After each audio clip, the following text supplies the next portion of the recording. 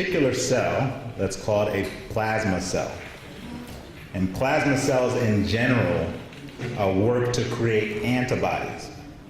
You've heard of antibodies before because those are the proteins that fight off infections. So in order to keep you healthy, you need antibodies to fight off bacteria, viruses, funguses. And plasma cells are the cell that produces those antibodies. It's a cell of our immune system. So multiple myeloma is a disease, it's a blood cancer of plasma cells. Plasma cells in your bone marrow grow to high numbers. So high numbers of plasma cells, they're abnormal in that they're growing not to fight off infections, but instead they grow and they damage your own tissue. So the tissues that can be damaged in myeloma, the blood itself can be damaged, the bones, and the kidneys. So the symptoms, in turn, are symptoms that relate to what areas of your body, what tissues are damaged. So we can start with the blood. This is a blood disease, and if your blood is damaged or impacted, what would you feel? The most common symptom that you feel is fatigue. I'm tired all the time. Not tired because we are all tired and we live, stressful lives and we're tired from our daily work and involvement in the community and in church, but a different kind of tired that feels out of proportion to what you're typically used to, where you can't get out of bed or you can't get out of a chair or to walk short distances. It causes you to have to sit down, or maybe your heart races or you're dizzy or lightheaded. So a different kind of fatigue. Now, I'm an interactive kind of presenter, so I'm gonna look for some help here. If you had fatigue to this degree, what would you do? Perfect. And so you go to the doctor and they might draw a blood test, and in the blood test they would see that your red blood cells were low. And seeing that your red blood cells are low, it makes them think of a variety of different conditions. We all know about iron deficiency, for instance. There's different nutrient deficiencies that can cause anemia. And so your doctor, once you go to them with this fatigue, will do a blood test, and that'll start a process in order to figure out if you have a blood disorder. Included in that differential is multiple myeloma. So symptom number one, fatigue.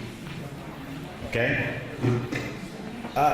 Some people have myeloma that impacts their bones.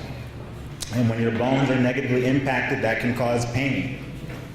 And not the pain that we have in our knees from standing around all day, or the pain in our lower back that we all experience because we sit down and we don't exercise as much as we should, but a different kind of pain, a nagging pain deep in your bones. A pain that is not related to trauma. It's not related to an injury that you suffered from before, or you twisted your ankle or something like that, but a deeper pain that you really can't explain. And if you had a deep pain like this, like the one I'm talking about, what would you do? So you go to your primary care doctor and they do some tests. One of the tests that they do is they perform x-rays.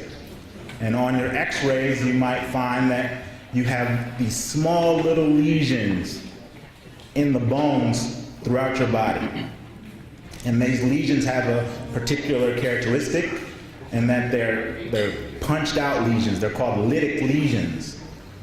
So once your doctor sees these lesions, they'll do some additional testing, including drawing blood samples, to try to figure out why you have those lesions in your bone. So symptom number two, bone pain. Okay, so symptom number 1, fatigue. Symptom number 2, bone pain. Now symptom number 3, so this disease can impact your kidneys. And when your kidneys are impacted, it affects you in a variety of different ways. One way it can impact you is that you notice that when you pee, when you urinate, there are bubbles in the toilet. And if you're like me, you kind of always see bubbles, a little bit of bubbles. But these bubbles are like if I pour a beer into a glass and it fizzles up to the point where it's almost overflowing the toilet with bubbles. What would you do if your toilet overflowed with bubbles? You go to the doctor. I'm gonna hire you. Okay. Don't check the internet. It's okay, you can check the internet once. But yes, go to the doctor if your toilet overflows with bubbles. And they'll do some testing on your urine. And they might see that you have an abundant amount of protein in your urine. And when they see that, they'll do some additional testing, which might include a blood test to look for anemia and to figure out if you have this condition, multiple myeloma. So, I don't want to take up too much time, but I do, and I want to make sure that this is digestible. There's so much more that we can talk about regarding multiple myeloma, and our program is extended, so I want to give other speakers an opportunity to also give us some insight. So in terms of the signs and symptoms of myeloma, I want you to think about if you're experiencing fatigue that's out of proportion to what you're typically feeling. I want you to think about a bone pain that is different than the aches and pains that we feel in our knees or joints because of arthritis. And I want you to think of bubbles in your urine. That could be a manifestation of protein being spilled in your urine.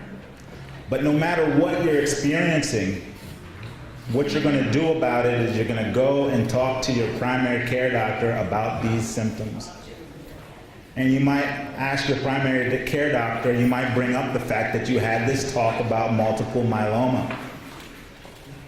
And put a plug in their head and say, do you think that this could be a manifestation of multiple myeloma? I know that this impacts blacks more than other races in America. I know that this is a disease of older people. So greater than 60 years age, the median age of diagnosis is around 65.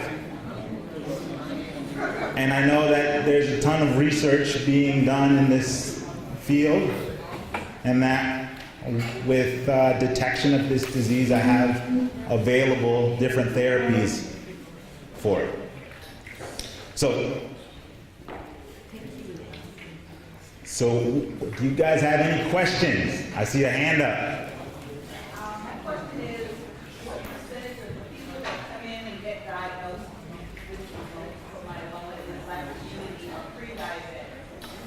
What percentage of people who are diagnosed with multiple myeloma are pre-diabetic? That was the question. Yes. I do not have an answer for that question.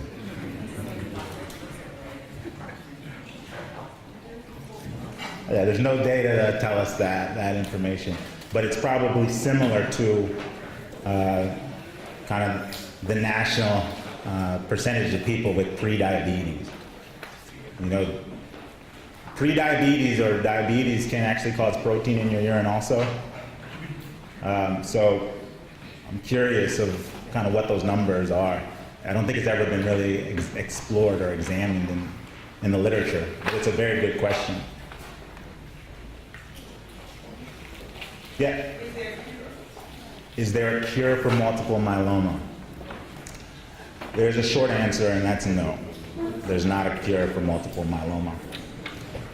But with treatment, the life expectancy of people with this ailment is improved dramatically. So without treatment, this disease will shorten your life. With treatment, it'll extend your life. So no cure, it's an incurable blood cancer, but it's treatable with a variety of different combinations of treatment, chemotherapy. Yeah.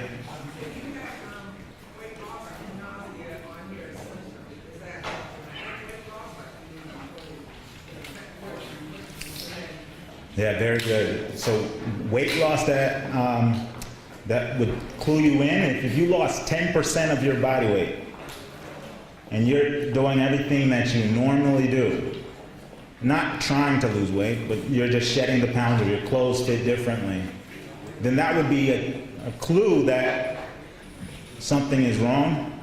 And if you had that clue, you go to the doctor, your primary care doctor, and there's some other symptoms we call B symptoms. This is included in weight loss. But fevers that are unrelated to an infection.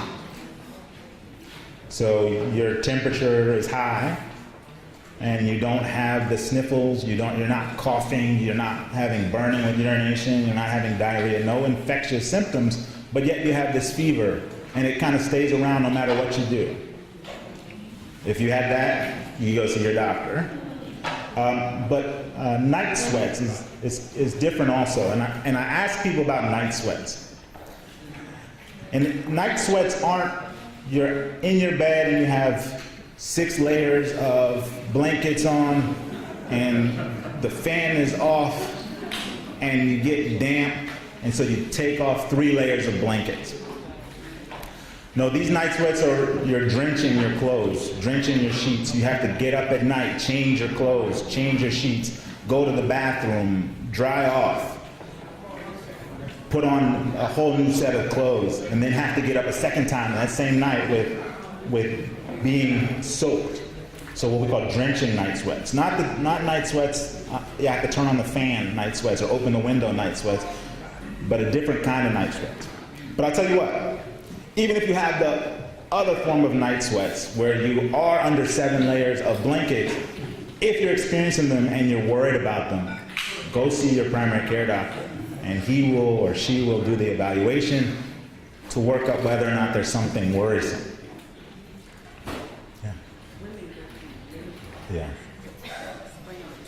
Yeah, so I'm reminded that women go through menopause, and in that they might experience sweats or hot flashes or what is it called, early summer, what is it? Personal summers. Now those, and that, you know, that is a finding that you see in menopause, and which would be different than the drenching night sweats that you would consider with multiple myeloma or other blood diseases. Go to the doctor, tell them about your symptoms, and they will do an evaluation. And part of that evaluation might be to figure out if you have a blood disease. All right? So it's very simple.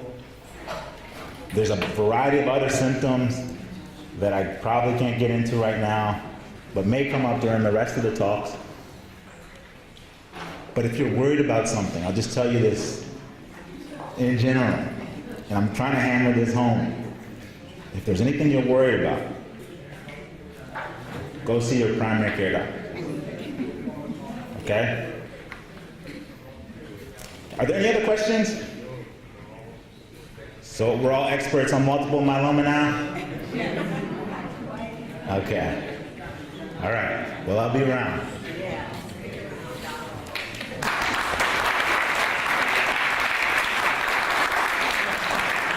Thank you, Dr. Green. You know, I think a lot of us, that's why we're here, because we want to learn more about multiple myeloma.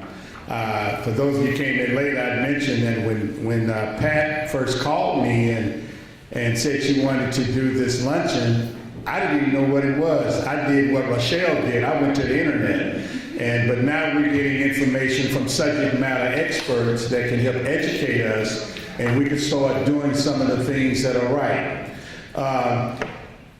Our pastor is here. Let's give him a round of applause. He called me earlier and said he couldn't be here officially for the invocation, but he was en route, and I'm just glad and blessed that you got here safely, and I ask that you come up this time and share a few words with us, please.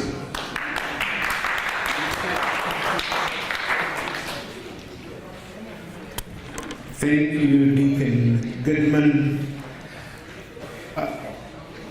I tell you, the road on the Highway 80 is getting really bad up there around trying to get out of Sacramento. And so I ran into that mess trying to get here. But I'm glad to be here. I've been looking forward to this event.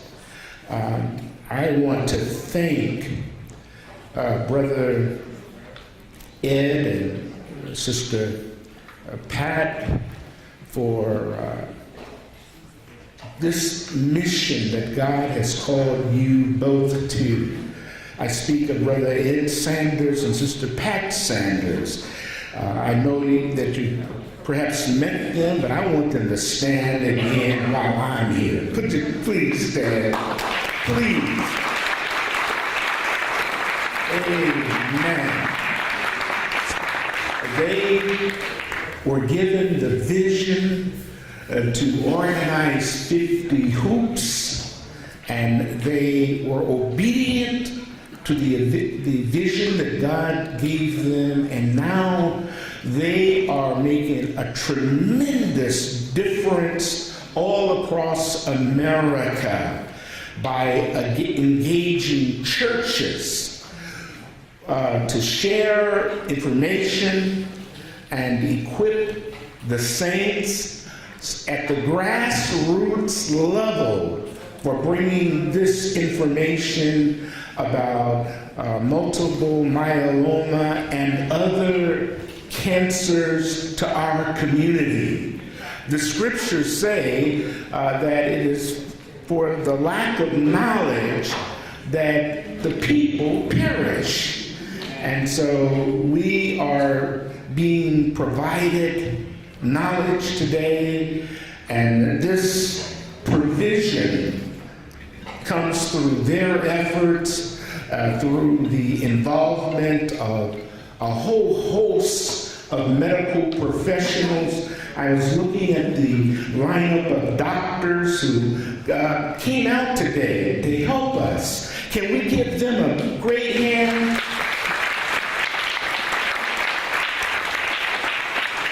Amen. Thank you, medical professionals, for coming to the hood this morning and making a house call, a call to God's house. And we are so grateful to our sponsors today. Without sponsors, it's hard to do anything that is significant because it takes money. And so we are very grateful not only to 50 Hoops, but to the Multiple Myeloma Research Foundation, to Bristol Myers Squibb, and to CADA. Can we give God some praise for these sponsors?